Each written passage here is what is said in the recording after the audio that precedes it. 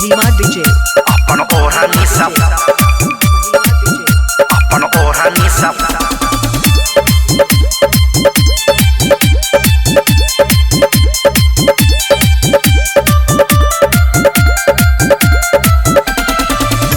बियाह न गिरई है रे लोरबा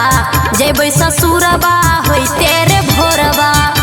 रे जान सुना होई तेरे भोरबा छै बियाह न गिरई है रे लोरबा जेबै ससुरबा होई तेरे भोरबा तू बियाह दिन यार की सजा दी है गे अपन ओढ़नी से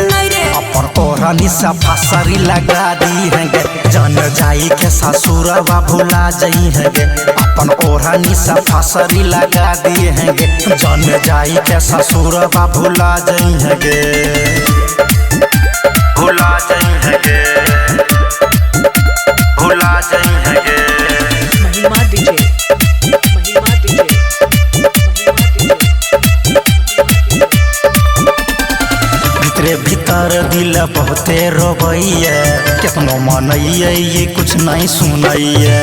बड़ी सताई ताई रे तोहर जुदाई नजर मिलई है न जब है तई विदाई जान जैते हम मंगिया सजा ली है गे अपन ओढ़नी से फांसरी लगा दी है गे जान जाई के ससुरबा भुला जाई है गे अपन ओढ़नी से फांसरी लगा दी है गे जान जाई के ससुरबा भुला जाई है गे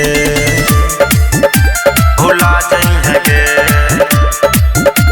भुला जाई है गे महिमा डीजे महिमा डीजे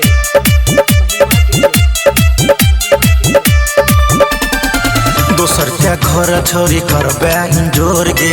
रमेश लकिया छोरी भेल कठोर गे घर परिवार से छियै मजबूर रे यहाँ से छोड़ के छौरा जाय छियो दूर रे अपना सहिया से दिल वाला गाली है गे अपन ओढ़नी से फांसरी लगा दी है गे जान जाई के ससुरबा भुला जाई है गे अपन ओढ़नी से फांसरी लगा दी है गे जान जाई के ससुरबा भुला जाई है गे।